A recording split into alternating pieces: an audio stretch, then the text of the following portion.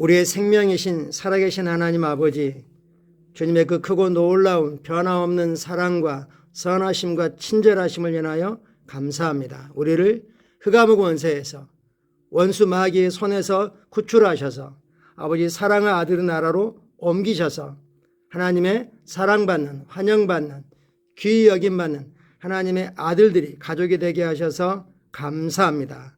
주님 그리스도 안에서 그리고 우리 안에서 역사하시는 그 놀라운 성령님의 역사를 감사합니다. 성령님 늘 때마다 말씀을 보내셔서 우리를 지키시고 보호하시고 치유하시고 완전케 하신 것을 아버지 감사합니다. 주님은 참으로 위대하십니다. 주의 영광은 여전히 변함이 없습니다. 성령 오늘도 위로부터 부으시는 지혜와 기름 부음과 은혜가 우리에게 넘치고 있음을 인식하고 감사합니다. 성령님 감사합니다. 사랑합니다. 예수님 이름으로 기도합니다. 아멘. 11월 5일 토요일 말씀의 실제 우리 같이 확인하겠습니다. 제목 같이 읽으시죠. 동일하신 하나님, 동일한 간증. 하나님은 변하지 않으시죠.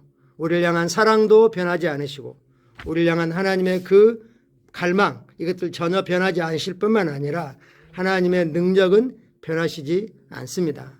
그리고 우리가 하나님의 최고, 최선, 전부를 아낌없이 최대치로 누리기를 원하십니다. 우리를 통해서도 동일한 간증, 동일한 하나님의 역사가 흘러나야 된다는 그런 마음이죠. 성경 말씀 읽겠습니다.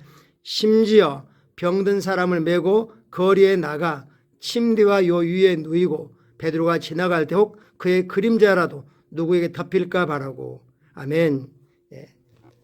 오순절 성령님 임하시고 복음이 전파되고 사람들이 복음을 받아들일 때 큰 자유와 기쁨이 있었습니다. 마귀 속박으로부터 질병으로부터 사람들이 치유되고 자유케 되니까 그 때문에 베드로가 사도들이 사람들 데리고 나와서 거리에 두어라. 우리가 지나가면 그림자라도 타면 너희가 나을 거다 이렇게 하지 않고 그들이 베드로에게 있는 기름 부음을 인식했습니다.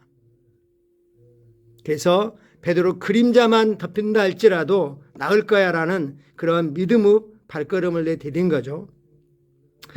히브리 13장 8절은 예수 그리스도는 어제나 오늘이나 영원토록 동일하시다고 말씀하십니다. 예수 그리스도 삼위일체이신 하나님은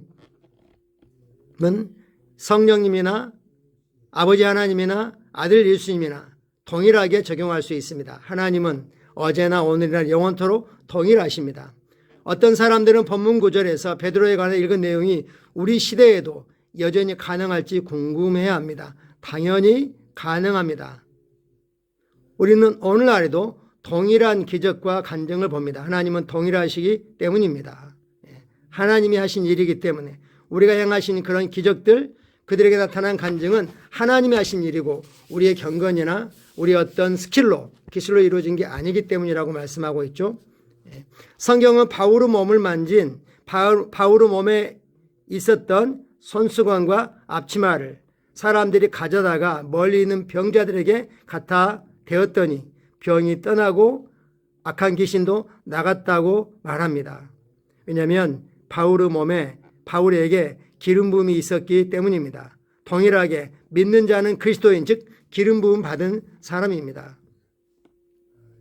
우리에게 있는 것들이 사람들이 또 우리도 그런 인식을 한다면 이런 역사가 동일하게 나타나는 거죠. 하나님은 사람을 차별하지 않으십니다.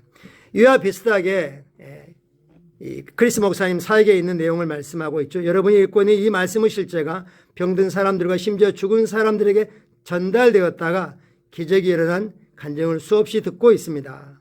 병든 사람들이 고침을 받았고 죽은 사람들이 다시 살아났습니다.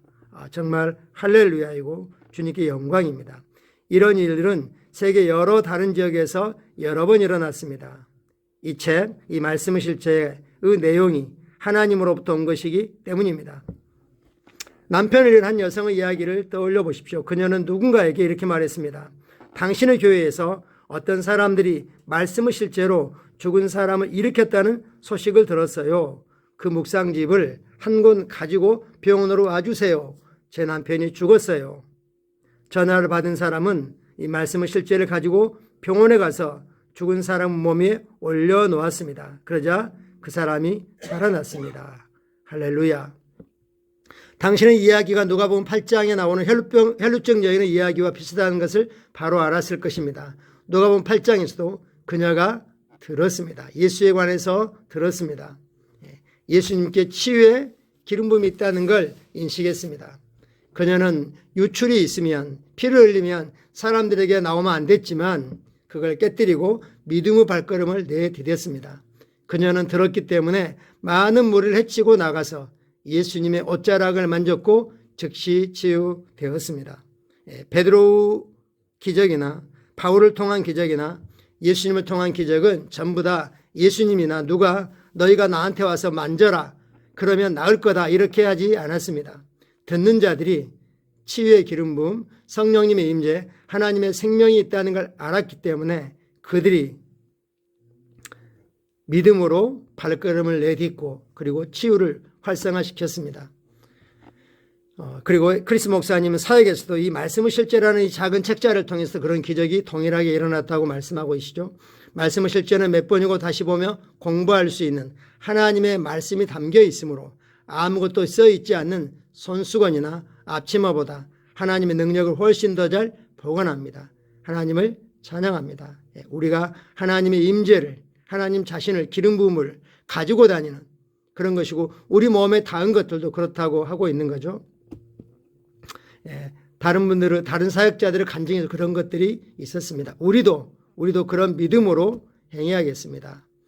참고 성경 구절 같이 보겠습니다. 사도행전 19장 말씀입니다.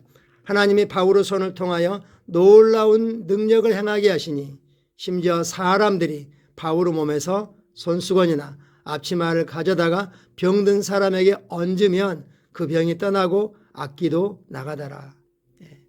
할렐루야이죠. 사람들이 믿음으로 바울의 몸에 닿은 그 기름 부음이 묻어 있는 것들을 가지고 이런 기적을 일으켰습니다.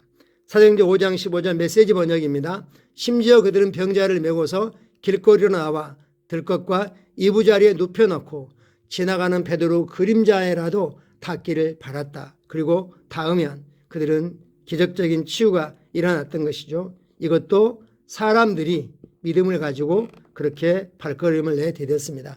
마태복음 14장 말씀입니다. 그곳 사람들이 예수신 줄 알고 그 근방에 두루 통제하여 모든 병자를 예수께 데리고 와서 다만 예수 옷자락에라도 손을 대게 하시기를 간구하니 손을 대는 자는 다 나음을 얻으니라. 여기도 사람들이 병자들을 긍휼히 여겨서 불쌍히 여겨서 그들의 아가페의 사랑이 흘러가서 예수님에 있는 치유의 기름 부음이 역사했다는 걸 볼 수 있습니다. 같이 고백하겠습니다. 나는 하나님의 축복을 운반하는 자입니다. 나와 연결된 모든 것은 복을 받고 성장하며 배가합니다. 나는 나의 세상에 주님의 선하심을 나눠주는 자입니다. 나는 오늘 내가 만나는 모든 사람들에게 표현된 다양한 주님의 은혜이자 주님의 뻗은 손입니다. 예수 이름으로 기도합니다. 아멘. 우리는 우리 안에 말씀과 성령으로 살아계시는 삼위일체이신 하나님의 생명, 임재, 기름 부음, 능력, 은혜, 축복 이것들을 가지고 다니는 자입니다.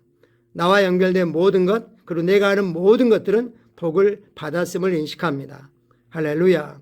우리는 축복의 통로이고 기름 부음을 흘려보내는 자입니다. 사람들이 그런 믿음을 가지고 할 뿐만 아니라 우리도 믿음으로 그렇게 할 수 있습니다. 한 번 더 고백하겠습니다. 나는 축복을 운반하는 자입니다. 나와 연결된 모든 것은 복을 받고 성장하며 배가합니다.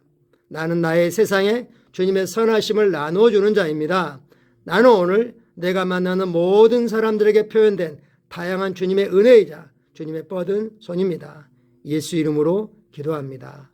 아멘. 내일은 복된 주일입니다. 첫 주일이죠. 우리 성찬이 있습니다. 성찬은 은혜를 또 우리가 이 사람들이 했던 것처럼 믿음으로 주님의 임재와 기름 부음을 취하는 그런 열린 마음으로 영을 활짝 주님께 열어놓고 같이 참여하시면 좋겠습니다.